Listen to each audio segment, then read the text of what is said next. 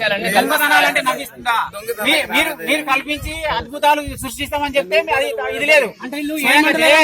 స్వయంగా వచ్చి మీరు దొంగతనాలు పాల్పడినా మీకు నవ్వొస్తుంది, మా వాళ్ళు దొరకబడితే నవ్వొస్తుంది. మీరు అద్భుతాలు చేస్తాము మేము ఇట్లా చేస్తామని చెప్తే అది మీకు నవ్వరాదు, ఎదుటోళ్ళకి నవ్వరాదు. ఇలా మీరు స్వయంగా ఏకంగా విలేజ్ లో 4-5 వచ్చి దొంగతనాలు చేస్తుంటే మిట్ట సందులకి వెళ్తుంటే మా పిల్లలు పట్టుకుంటే మీకు నవ్వొస్తున్నది. చెప్పండి, ఎస్ఐకి ఫోన్ చేసి చెప్పేసి దానికి దీనికి సంబంధం ఒక యేసు పేరుతో ఒక క్రైస్తవ మతం పేరుతో మీరు చేస్తున్నటువంటి అరాచకాలు ఇవి, ఇంకోటి కాదు. మానవత్వం యేసుకు ఇంతమంది యువకులు ఉన్నారు, యేసుకు గాని యేసుక్రీస్తు మతానికి గాని వ్యతిరేకం ఎవరు కూడా కాదు. మీరు చేస్తున్నటువంటి అరాచకాలకు, మీరు చేస్తున్నటువంటి దుష్ప్రచారాలకే ఇయ్యాల చూడు ఎవరికి ఇన్ఫర్మేషన్ లేకుండా ఇతరుల ఇళ్లలో చొరబడ్డారు మీరు. అది మేము తీవ్రంగా ఖండిస్తున్నాము. మీకు ఇది హెచ్చరిక. ఇక నుండి కూడా ఎవడైనా సరే రామడుగులకు అనుమతి లేకుండా ఎవరి వచ్చినా కూడా తగిన చర్య ఉంటది. మా వాళ్ళు పట్టుకొని మాట్లాడి విచారణ సరికాదని చెప్పిన దానికే కేసులు పెట్టడానికి కూడా వెనకాడలేరు. కొట్టినామని చెప్పి ఇప్పుడు మీరు ఏమైనా కొట్టిరా? ఇంతమంది కొడితే మీరు ఉంటారా? ఇక్కడ కొట్టిర్రా మిమ్మలను? మరి అసలు తప్పుడు ప్రచారాలు చేయడం ఎంతవరకు న్యాయం? మరి మీ బైబుల్లో ఉంది అట్లా తప్పుడు చెప్పమని, మరి ఎందుకు చెప్పినట్టు?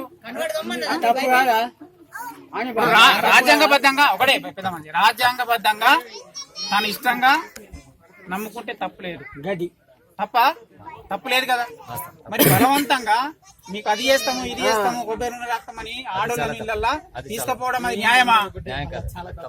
ఇప్పటి వరకు కూడా మేము రామడుగుల వాళ్ళని ఏమైనా అన్నమా? మీ వాళ్ళని అన్నమా? అటువంటి ఏమైనా నిలబడ్డదా? మరి ఎందుకు ఈ రోజులలో ఎందుకు ఇట్లా సృష్టిస్తున్నారు? అంటే దీనికి కారకులు మీరు కాదా? అంటే ఇవన్నీ సృష్టించి మమ్మల్ని మా రామడు గ్రామస్తులను బదనాం చేసి వీళ్ళు ఇట్లా మంచివాళ్ళు కాదని ఎవడో జాతీయ స్థాయి వాడితో ఫోన్లు చేపించి రౌడీలని కొట్టిండ్రని ఇవన్నీ మీరు చేస్తున్నటువంటి అరాచకాలు కాదా? దుష్ప్రచారాలు కాదా? అంటే మీరు చేస్తున్నదేమో మీరు చేస్తున్నటువంటి ఏమో మంచి పనులు, మీరు చేస్తున్నటువంటి ఎవరికి తెలియకుండా ఇట్లా చొరబడమే మంచి పనులు. మేము ఇది కరెక్ట్ కాదు, సరైనది కాదు, ఎవరి స్వేచ్ఛ వారికి ఉండాలనేది మేము చెప్పిందేమో మరి తప్పు. అంతేనే కదా మీ దృష్టిలో? మేము చేసిన తప్పేంది మీరు రహస్యంగా తెలుసుకోవాలనే అవసరం ఏమో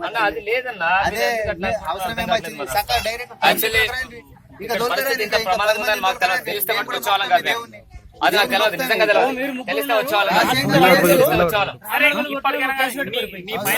ఉంటే వాళ్ళ చెప్పండి, కూర్చొని మాట్లాడుకుందాము.